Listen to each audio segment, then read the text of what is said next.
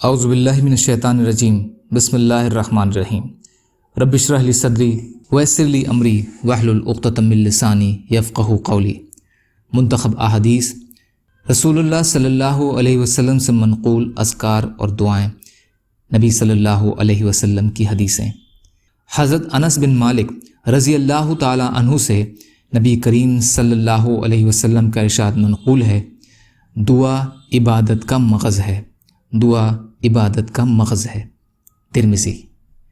حضرت نعمان بن بشیر رضی اللہ تعالی عنہ فرماتے ہیں کہ میں نے نبی کریم صلی اللہ علیہ وسلم کو یہ ارشاد فرماتے ہوئے سنا، دعا عبادت ہی ہے۔ اس کے بعد آپ صلی اللہ علیہ وسلم نے دلیل کے طور پر قرآن کریم کی یہ آیت تلاوت فرمائی۔ ترجمہ: اور تمہارے رب نے ارشاد فرمایا، مجھ سے دعا مانگا کرو، تمہاری دعا قبول کروں گا۔ بلا شبہ جو لوگ میری بندگی کرنے سے تکبر کرتے ہیں وہ عن قریب ذلیل ہو کر جہنم میں داخل ہوں گے۔ ترمذی۔ حضرت عبداللہ رضی اللہ تعالی عنہ سے روایت ہے کہ رسول اللہ صلی اللہ علیہ وسلم نے ارشاد فرمایا، اللہ تعالیٰ سے اس کا فضل مانگو، کیونکہ اللہ تعالیٰ کو یہ بات پسند ہے کہ ان سے مانگا جائے، اور کشادگی کی دعا کے بعد کشادگی کا انتظار کرنا افضل عبادت ہے۔ ترمذی۔ فائدہ: کشادگی کے انتظار کا مطلب یہ ہے کہ اس بات کی امید رکھی جائے کہ جس رحمت، ہدایت، بھلائی کے لیے دعا مانگی جا رہی ہے وہ انشاءاللہ ضرور حاصل ہوگی۔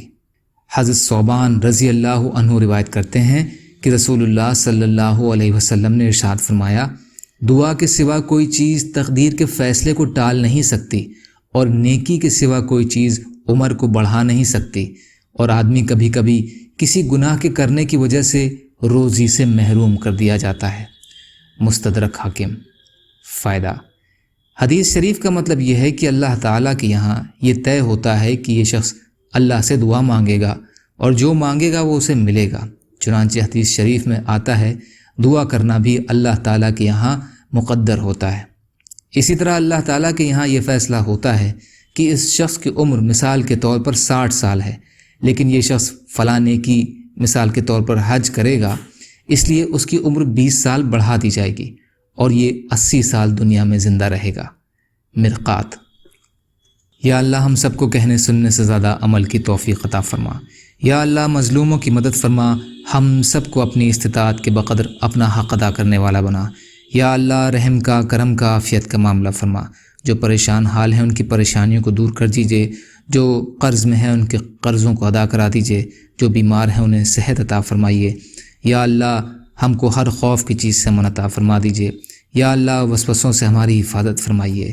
یا اللہ ظاہری باطنی فتنوں سے حفاظت فرمائیے، سچی توبہ کی توفیق عطا فرما دیجیے۔ یا اللہ آپ جیسا بہتر سمجھیں ویسے ہماری حفاظت فرمائیں۔ آپ جو بھی فیصلہ ہمارے لیے فرمائیے اس کا انجام ہمارے لیے بہتر فرما دیجیے۔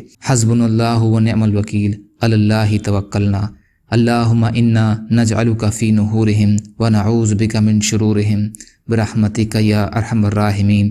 لا الہ الا اللہ محمد رسول اللہ۔ السلام علیکم۔